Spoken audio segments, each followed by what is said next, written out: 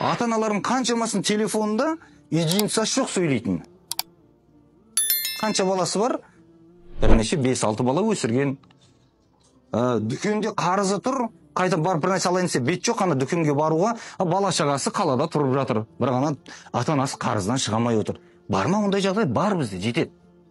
Демек не екен, сол нәрселер жасап беру баланың міндеті ғой. Ата-анаға жаңағы қарызын төлеп беруге көмектесу, жаңағыдай бара алмай отырған жерде барып қайтатын жағдайын жасап беру, телефонына ақшасын салып беруі. 1000 теңге, 2000 теңге ғой, үлкен нәрсе емес. Өткенде бір кісі айтып жатыр. Балаң нан алып келсе де қуанасың ғой үйге депші. Ата-анаға ол нан алып келгеніңіз өзі үлкен қуаныш болып тұр. Бір күні мынандай оқиға болды. Ол кезде Әзірет Сұлтан мешітінде едік. Бір үлкен кісі келді, апа ғой үлкен, бір 70-тердің шамасына, 70-ің ар жақ бер жағы. Мен өзім ойымша. Сол кісі келді, сөйтіп жаңағы Құран оқытты, сөйтіп біраз әңгімелестік отырып. Әңгімелесіп отырған уақытымызда жаңағы балам мына нөмірге звондап берші маған деді, жаңа нөмір берді. Сосын өзім телефоныммен теріп бердім, міне. Сөйлесіп алды. Сосын сөйлесіп болғаннан кейін жайлап әңгімеге тарттым. Апа, телефоныңызда ақша жоқ па дедім? Ақшасы жоқ деді. Деп, бала шағаларыңыз бар ма деп? Деп, 4 бала бір қыз тәрбиелеп өсірген екен. 4-і, 5-еу 5 семья болып кеткен қазір. 5 семья болып отыр. Балаларыңызға айтпайсыз ба, единица салып бер деп десем, енді олардың өздерінде де болмай жатқан шығар дейді. Бейшара ана шешесі балалар туралы жаман ой ойламай отыр. Өздерінде болмай жатқан шығар деп. 5 бала сонда бір 2000 теңге таппай қалды дейсіз ба сонда? Баланың санасында жоқ ол нәрсе. Істеп берейін осы әке шешем деген нәрсе.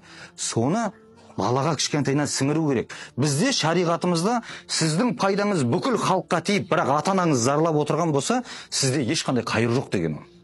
Алланың бұйрығы сіз бүкіл халыққа жақсылық жасау емес, Алланың бұйрығы ата-анаңа жақсылық жаса деп айтқан. Негізгі нәрсе қалып кеткеннен кейін қалған нәпіл нәрсеңіз ана парыздың орнын жаппайды ғой. Ол нәрсені анықтау керек. Сол үшін бізде не екен? Балаларға кішкентайынан үйрету керек. Бізде мысалға бұны арнайы айтып отырмаған. Бізде ана ойнап жүрген кішкентай баланың өзінде басын сипап, осы балам бізді бағатын болады деп жаңағыдай баланы мақтаған кезде баланың санасына автомат түрде енетін болған бұл нәрсе. Өскенде мен әке шешеме көмектесуім керек деген нәрсе. Ал енді ол нәрсені біз айтпағаннан кейін қазір қарайтын болсаңыз елден шетелге шығып оқып жатқан балалар өте көп. Шетелде оқып жатыр. Олардың әке шешелері бай болғаннан оқытып жатқан жоқ. Қарызданып, қауғаланып оқытып жатыр соны. Шетелдерге жіберіп, өздері атын айтып көрмеген. Өткенде бір кісі, мен балам шетелде оқып жатыр менің деді. Қай елде оқып жатыр деп сұрап еді, ана кісі қай елде оқыған мемлекеттің атын айта алмады. Ол өмірінде айтып көрмеген ғой, ол мемлекет. Ол Нидерланды ма, Ирландия ма, кім біледі қайсы. Ол өмірінде айтып көрмеген мемлекет ғой. Тілі де келмеді, айта алмады. Демек не екен? Шетелде бәрі оқып жатыр. Енді сон балаларын сөйтіп оқытып алдырған кезде ата-анаға бір қайыры жоқ болатын болса, істеген еңбегіңіздің бәрі далаға кеткен емес па ол? Демек не екен? Ата-анаға қайырлы қылып баланы тәрбиелеу керек. Өсіру керек соны.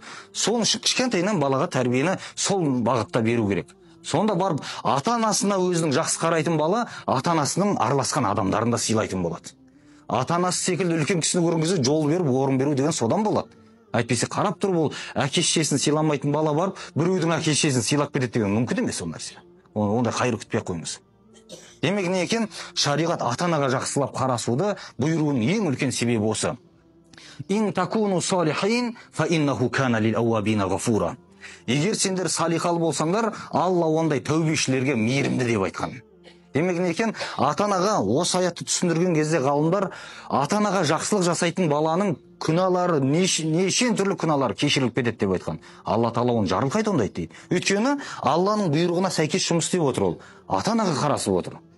Кейбір балалар болады, намаз, діннен ешқандай хабары жоқ. Бірақ не істейді екен? Ата-анасын құрметтеген кезде сұмдық құрметтейтін жастарымыз бар ма? Бар ондайлар. Демек не екен? Алланың ризалығына сай келе жатыр деген сөз. Сондай адамдар көгереді негізінде. Кішкентайынан балаға тәрбие берген кезде ең бірінші тәрбие ғой. Тәрбие деген жаңағы амандасуды үйретуден, ата-ананы құрметтеуден, сол нәрселерді үйреткенмен қоса, әуелі үйренетін бір ғылымың өзіңнің мұсылманша дін ғылымың деп айтқан, жаңағы Міржақып Дулатовтың айтқан секілді, дін ғылымын үйретіп қою керек. Құран оқуын, қазақша бата беруін, намаз, дәрет деген қалай болатын кішкентайынан балаға үйретіп қою керек. Жақсы тәрбие берсеңіз, адам болып шыққан сол болады. Ал әйтпесе, ол нәрсе үйретілмеген болатын болса, онда баладан жақсылық күту деген өте қиын болады. Өйткені сіз үйретпеген нәрсені сырттан үйретеді.